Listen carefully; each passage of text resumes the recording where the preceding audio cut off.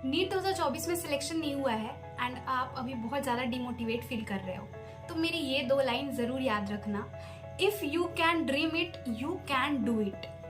अगर आप यह सपना देख सकते हो तो आप यह कर सकते हो। ये चीज गार्ड बांध करके अपने दिमाग में रख लो। अगर आप नीट 2024 में फेल हो गए हो लेकिन आप तन मन धन से चाहते हो कि आप डॉक्टर बनो, आपका सपना है, तो इस चीज को आप दिमाग में रख लो कि नीट 2024 अब नहीं होने वाला है, रीनीट 2024 नहीं होने वाला है। एंड अगर आपको नीट में सिलेक्शन लेना है, आपको गवर्नमेंट मेडिकल सीट पक्की करनी है, तो सिर्फ और सिर्फ नीट 2025 ही एक जरिया है जिसको क्रैक करके आप गवर्नमेंट मेडिकल कॉलेज में एडमिशन ले सकते हो। टाइम पे आपको गिव अप नहीं करना है, ज्यादा सोचना नहीं है, बस लग जाना है। अभी भी आपके पास पूरे के पूरे 9 महीने हैं।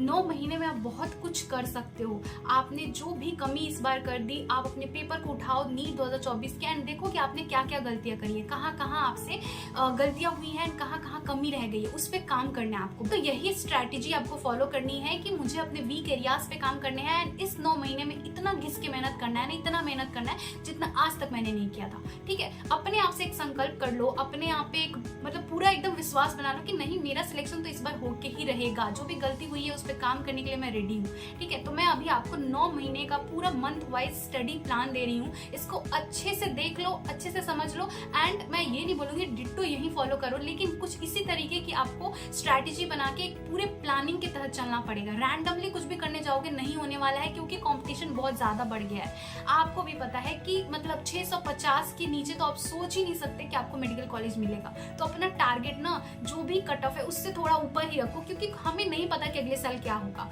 तो 680 अपना टारगेट रखो, मिनिमम 680 आपको मतलब अपना टारगेट बनाना है। तो हम यहाँ पे 680 को टारगेट कर रहे हैं। अब हम बात करते हैं कि मंथ वाइज हम कैसे चलने वाले हैं। जो भी मैं आपको इस वीडियो में बता रही हूँ इसको अच्छे से सुनना एंड इसी तरीके से आपको फॉलो करना है, तभी जाके आप अपनी गलतियों पे काम कर पाओगे एंड अपने आप को इम्प्रूव करके नीट 2025 में अपने आप को साबित कर पाओगे कि नहीं, तुम भी कर सकते थे, तुम भी डिजर्विंग हो एंड तुम कहीं ना कहीं गवर्नमेंट MBBS सीट के लायक हो, जो तुम्हें इस बार नहीं मिल पाया है। ठीक है, तो अपने आप को साबित करना है, अपनी गलतियों पे काम करना है। अब हम बात करते हैं, देखो 1 अगस्त से 30 सितंबर तक 2 महीने में आपको क्या करना है, कैसे करना है, वो मैं आपको बता रही हूँ। देखो, सबसे पहले तुम्हें क्या करना है, क्लास 11th के बायोलॉजी को तुमको इस 2 महीने में कंप्लीट करना है। कम समय में हम कैसे करेंगे, देखो तुम्हारा बायोलॉजी ना इतना भी वीक नहीं है यार, तुम्हारा बायोलॉजी कहीं ना कहीं फेवरेट सब्जेक्ट हुआ करता है। तो सारे बायोलॉजी के चैप्टर्स को नहीं पढ़ना है। जो भी 11th के बायोलॉजी का ऐसा चैप्टर तुम्हें लगता है जो तुम्हारा वीक रह गया, उन्हीं का लेक्चर लगाओ, उन्हीं का लेक्चर देखो। बाकी जितने चैप्टर्स है उनको सिर्फ और सिर्फ NCERT से पढ़ते जाओ। उसके साथ क्या करना है, with maximum NCERT line by line question practice. इसके साथ ही तुमको जितने चैप्टर तुम पढ़ रहे हो ना, उन सारे ही चैप्टर से तुमको हर एक पेजेस से क्वेश्चन सॉल्व करने हैं।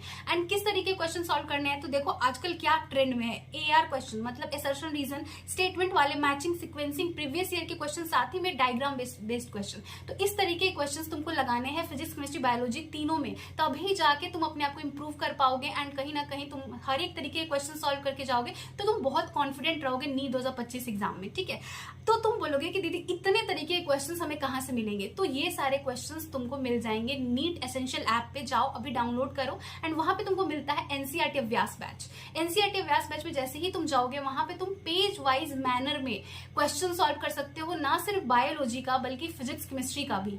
तुमने जो चैप्टर आज पढ़ाई करी एंड जो भी चैप्टर तुमने पढ़ा है उसके जितने पेजेस तुमने पढ़े, मान लो बायोलॉजी का तुमने बायोलॉजिकल क्लासिफिकेशन चैप्टर आज पढ़ा है एंड उस पर्टिकुलर चैप्टर का तुम हर एक पेज से क्वेश्चन सॉल्व करना चाहते हो, तो तुमको यहाँ पे पेज वाइज मैनर में क्वेश्चन मिल जाएगा। जितने भी NCERT के पेज डेली पढ़ रहे हो उन सारे पेजेस से तुम यहाँ पे क्वेश्चन प्रैक्टिस करो। सारी क्वेश्चंस का तुमको डिटेल ऑडियो वीडियो सोल्यूशन भी प्रोवाइड कर दिया जाएगा। इसी के साथ तुमको यहाँ पे AR पावर ऑफ कोर्स भी मिल जाएगा, कॉम्प्लीमेंट्री एक्सेस मिलेगा। इसके लिए तुमको अलग से कुछ पे नहीं करना है, जिसमें कि तुमको AR क्वेश्चन जो असर्शन रीजन है, सीक्वेंसिंग है, स्टेटमेंट वाले क्वेश्चन है, साथ ही में डायग्राम बेस्ड क्वेश्चन है, हर एक टाइप के क्वेश्चन तुमको AR पावर ऑफ कोर्स में मिल जाएगा। इसी के साथ तुम प्रीवियस ईयर क्वेश्चन भी सॉल्व कर सकते हो, उसके लिए तुमको अलग से कुछ नहीं करना पड़ेगा। इवन तुम प्रीवियस ईयर क्वेश्चंस पे बहुत अच्छा अपना कमांड बना सकते हो, क्योंकि तुमको यहाँ पे NCERT अभ्यास बैच में प्रोवाइड कराया जाता है प्रीवियस ईयर मार्क्ड NCERT, इसमें कि तुमको NCERT में ही हाईलाइट कर दिया जाएगा उन लाइंस को जिससे कि प्रीवियस ईयर में पिछले 25 साल में क्वेश्चन पूछे गए हैं, ताकि तुम समझ पाओ कि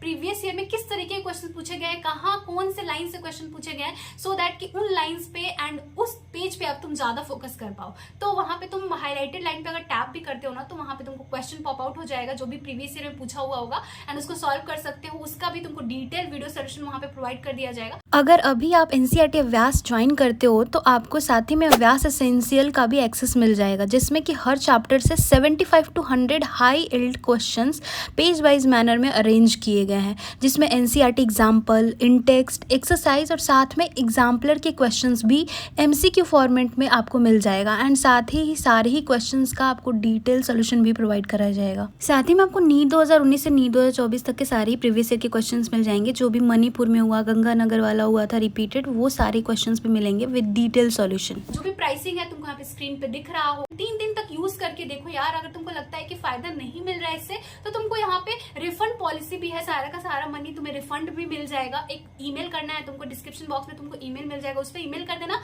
सारा पैसा रिफंड मिल जाएगा। साथ में तुम यहाँ पे अल्टीमेट कॉम्बो भी ले सकते हो, जिसमें कि तुमको फिजिक्स केमिस्ट्री का 8 मॉड्यूल मिल जाएगा एनसीईआरटी अभ्यास बैच का, जिसमें तुम ऑफलाइन मैनर में क्वेश्चन सॉल्व कर सकते हो। Along with this you will get 50 OMR seat, जो कि एनटीए जैसा प्रोवाइड करता है, सेम वैसा ही है, ताकि तुम अभी से बबलिंग वगैरह की प्रैक्टिस कर पाओ ऑफलाइन मैनर में। अभी जाओ इमीडिएटली एनसीईआरटी अभ्यास बैच में इनरोलमेंट लो, बहुत ही ज्यादा इंपॉर्टेंट है क्वेश्चन प्रैक्टिस करना। एंड सारे ही एनसीईआरटी के पेजेस से बिना क्वेश्चन प्रैक्टिस करे तुम नहीं सोच सकते हो सिलेक्शन के बारे में। तो मैंने एनसीईआरटी अभ्यास बैच का लिंक नीचे डिस्क्रिप्शन बॉक्स में दे दिया है, अभी जाओ इसमें इनरोलमेंट लो एंड अभी से क्वेश्चन प्रैक्टिस करना स्टार्ट कर दो।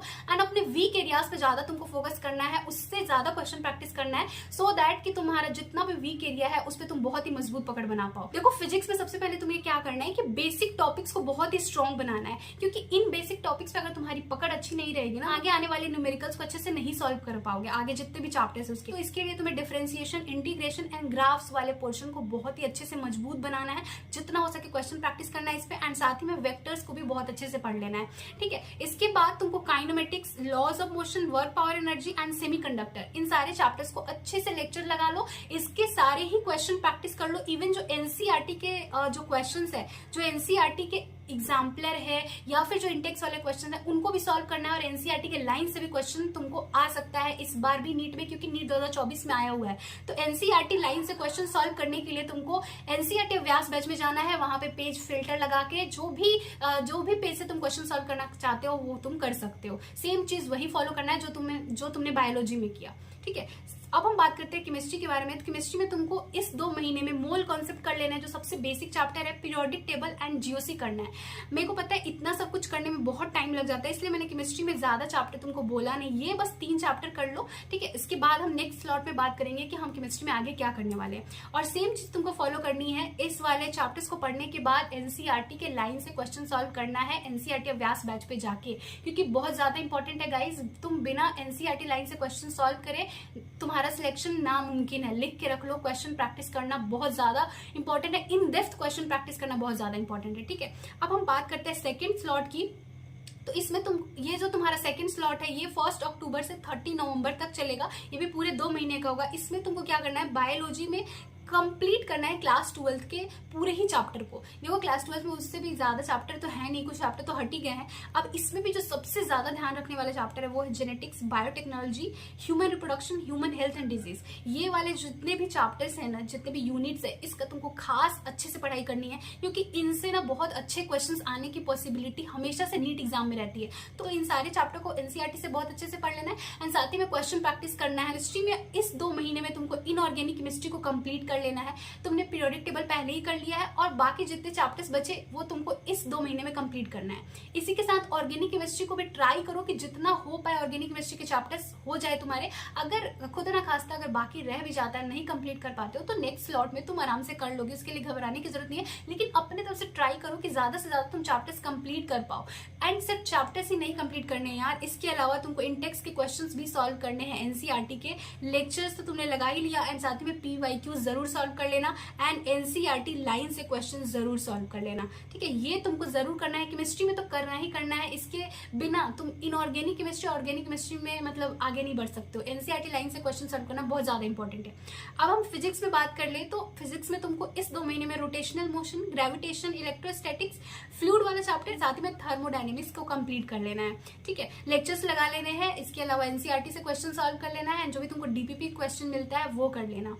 अब थर्ड स्लॉट की बात करें तो 1 दिसंबर से तुम्हारा थर्ड स्लॉट स्टार्ट होगा, जो कि 31 जनवरी को खत्म होगा। तो इस 2 महीने में क्या करना है, तुमने class 11th class 12th biology दोनों ही कंप्लीट कर लिया है। अब तुम्हारे पास बहुत टाइम है, 2 महीने का टाइम है, जिसमें तुम रिवाइज करोगे class 11th and class 12th की बायोलॉजी को। डेली रिवाइज करोगे, डेली उसके सारे ही पेजेस पढ़ोगे हर एक चैप्टर का, एंड उन पेजेस में से तुम जाके एनसीईआरटी व्यास बैच पे क्वेश्चन सॉल्व करोगे और तुम फाइंड आउट करोगे कि तुम्हारा वीक एरिया है जहां से तुम हमेशा क्वेश्चन गलत कर रहे हो, उस वाले पेजेस पे तुमको खास ध्यान रखना है एंड उस वाले पेजेस पे और इन डेप्थ में क्वेश्चन सॉल्व कर लेना है एनसीईआरटी व्यास बैच से, ठीक है। एंड अपने आप को बहुत ही अच्छे से उस पर मतलब पकड़ बना लेना है, ठीक है। उसके बाद चैप्टर वाइज टेस्ट भी तुम दे सकते हो ताकि उन चैप्टर्स को तुम और ज्यादा ही मजबूत कर लो। तो चैप्टर वाइज टेस्ट भी कहीं से दे दो और अच्छा रहेगा। तो केमिस्ट्री में बाकी रह गया हमारा फिजिकल केमिस्ट्री, जो कि हम इस 2 महीने में कंप्लीट करेंगे, ठीक है। तो ट्राई करो कि जितना हो पाए तुम फिजिकल केमिस्ट्री के सारे चैप्टर कंप्लीट कर लो। अगर नहीं भी हुआ तो आगे मैं तुमको टाइम देने वाली हूँ जिसमें कि तुम बाकी जो भी तुम्हारा बैकलॉग अगर रह जाता है तो तुम कंप्लीट कर लो।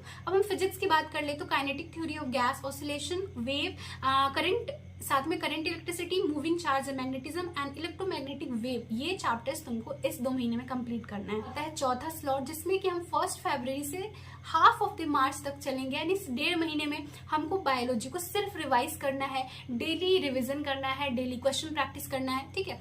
और केमिस्ट्री में तुम्हारा जो भी लेफ्ट आउट चैप्टर्स है, जो भी बाकी रह गया, जो तुम उस वाले स्लॉट में नहीं कंप्लीट कर पाए हो, वो तुम इस वाले टाइम में करोगे। साथ ही में क्वेश्चन प्रैक्टिस करोगे। जो भी तुम्हारा ऐसा वीक वाला चैप्टर रह गया जिसमें तुम उतने अच्छे से क्वेश्चन नहीं प्रैक्टिस कर पाए हो, तो उन सारे क्वेश्चंस को तुमको उन सारे चैप्टर के अच्छे से क्वेश्चन प्रैक्टिस कर लो एनसीईआरटी व्यास बैच पे जाके, एंड साथ ही में रिवीजन करते रहो। जितना ज्यादा रिवाइज करोगे ना चैप्टर को, फॉर्मूला सीट बना लो, शॉर्ट नोट्स बना लो, उतना ही अच्छा रहेगा, उतना ही ज्यादा मतलब सारे चैप्टर्स तुम्हारे दिमाग में फिट होते जाएंगे, ठीक है।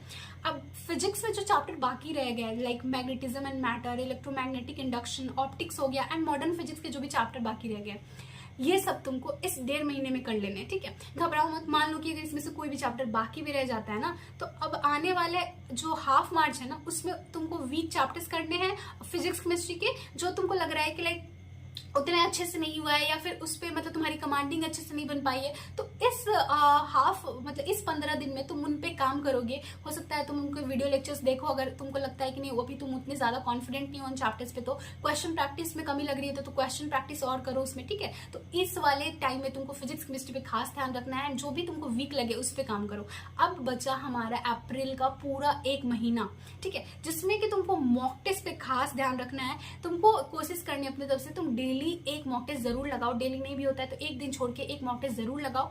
क्वेश्चन प्रैक्टिस करो जितना हो पाए, जितना तुम्हारे पास डीपीपी के क्वेश्चंस है, जितना तुम्हारे पास बैच में जो क्वेश्चंस मिले हैं, इसके अलावा जो तुमने लेक्चर्स लगाए हैं, टेस्ट वाले क्वेश्चन पेपर हो गए, उसको मल्टीपल टाइम सॉल्व करो, ठीक है, ताकि सारे ही क्वेश्चन तुम्हारे दिमाग में फिट हो जाए यार। क्योंकि एग्जाम में जाके ना हम सोचने का हमारे पास टाइम ही नहीं होता है कि क्वेश्चन बनेगा कैसे, मतलब एक्सपेरिमेंट नहीं कर सकते हम।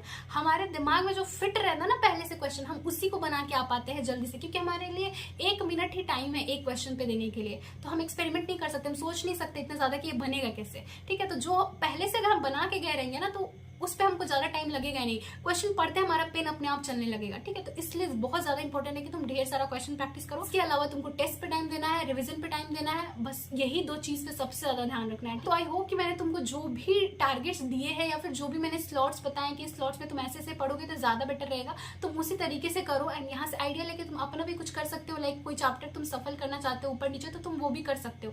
लेकिन अपना एक टारगेट जरूर बना लो कि मुझे इस महीने में, इतने महीने में इतना जरूर कर लेना है। बिना टारगेट बनाए, बिना एक स्ट्रेटेजिक वे में, बिना प्लानिंग के साथ तुम ऐसे रैंडमली पढ़ने बैठोगे ना, कोई फायदा नहीं होने वाला है। एंड सबसे इंपॉर्टेंट चीज कि यार दिमाग में अपने मतलब ऐसा बना के रख लो कि लाइक अगर क्वेश्चन प्रैक्टिस मैंने नहीं किया ना, किसी चैप्टर में कोताही कर दी, तो मैं सिलेक्शन से बहुत दूर होते जा रहा हूँ। ऐसे दिमाग को तुमको अपने मैसेज देना पड़ेगा, इसलिए ढेर सारा क्वेश्चन प्रैक्टिस करना है। वो कि तुमको इस वीडियो से काफी हेल्प मिला होगा। जो भी तुम चाहते थे, मेरे से बोल रहे थे कि पूरे मंथ वाइज का प्लान दे दो, वो मैंने तुमको यहाँ पे प्रोवाइड कर दिया है। तो जैसे भी मैंने बोला उसको अच्छे से करो। एंड कहीं भी डाउट आता है, कुछ भी और पूछना चाहते होगे तो मुझे नीचे कॉमेंट सेक्शन में पूछ लेना, या फिर किसी भी टॉपिक पर वीडियो चाहते हो, कुछ और वीडियो चाहते हो, तो वो भी तुम मुझे नीचे कॉमेंट सेक्शन में सजेस्ट कर सकते हो। सो चलो इस वीडियो के लिए इतना ही, मिलते हैं नेक्स्ट वीडियो में। Thank you so much.